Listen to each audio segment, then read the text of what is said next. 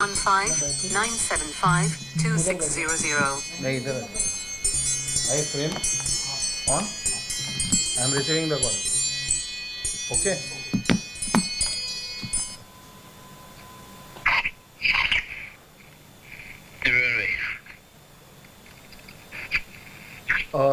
आपको इंट्रोड्यूस करवा देता हूँ ये है अल्पेश जी नमस्कार। अल्पेश जी हैं ये हमारे इनका आपको पता होगा इनके पास 102 सीट्स इनको दी गई है 75 इनको करवाना है 75 कितना हो पाएगा मतलब आपको क्या लगता है The number is between 60 to 75. We'll give you definite digit once we finalize this. 63 होंगे आपके यहाँ 63 63 आप बोल रहे हो कि कंफर्म हो जाएगा हाँ 63 कंफर्म होगा बट 63 जो हम नाम देंगे वही ना आप दे दो नाम 105 में से मेरे पास 63 स्ट्रेट आउट एक्सेस है लेकिन मेरे को वीवीपैट की मशीन की डिटेल्स चाहिए तो आप 63 कौन से वो बता सकते हैं ताकि हम उसमें से फिर अपना जो होगा वो निकाल के आपको ये कर देंगे वो 63 कौन से सीट्स हैं 63 मेरे पास एक्सेस तो पूरे 281 का है आउट ऑफ 288 281 का पूरों का एक्सेस है लेकिन कुछ एरिया ऐसा है जहाँ पे फ्रीक्वेंसी आइसोलेशन इम्पॉसिबल है तो वहाँ आई डोंट थिंक उसको इनिशिएट करना भी it doesn't make sense to me so इसका अगर 63 करते हैं तो 63 का क्या हमको ये बैठ जाएगा खर्चा एस्टिमेटेड कॉस्ट क्या होगा देखिए फिलहाल SS7 का टर्मिनल एक्सेस जो अभी राइट नाउ का आज के यानी 15 तक का लॉक इन है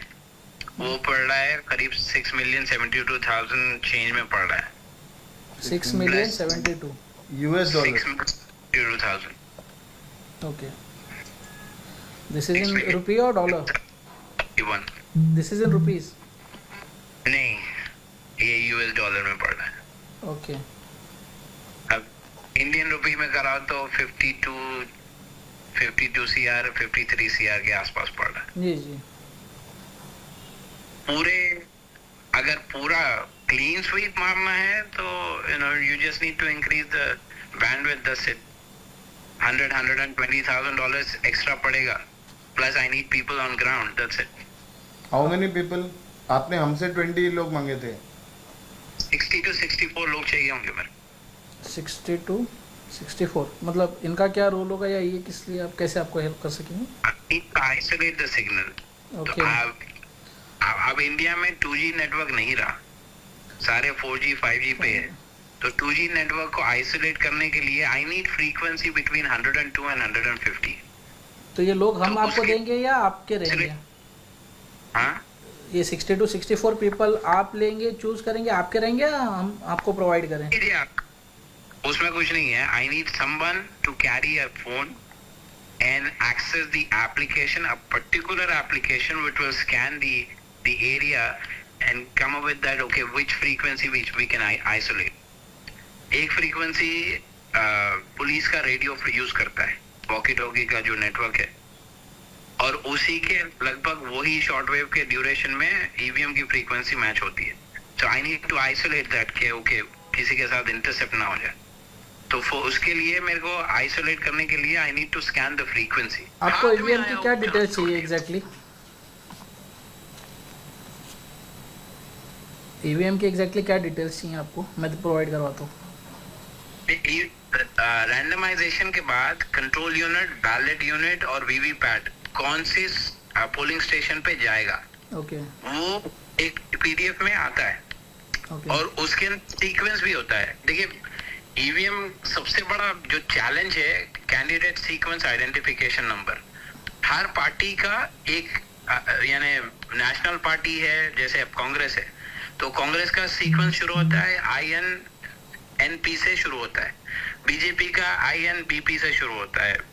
रीजनल पार्टी है तो रीजनल पार्टी का अलग शुरू होता है हर कैंडिडेट का उसके साथ सीक्वेंस जुड़ता है। कोई पोलिंग बूथ पे, यानी मान लीजिए 300 पोलिंग बूथ है, 300 पोलिंग बूथ में 50 पोलिंग बूथ पे वो कैंडिडेट 1 पे कांग्रेस रहेगा, 50 पोलिंग बूथ पे कैंडिडेट 2 कांग्रेस पे रहेगा। तो ये सीक्वेंस जो अलग हो रहा है, उससे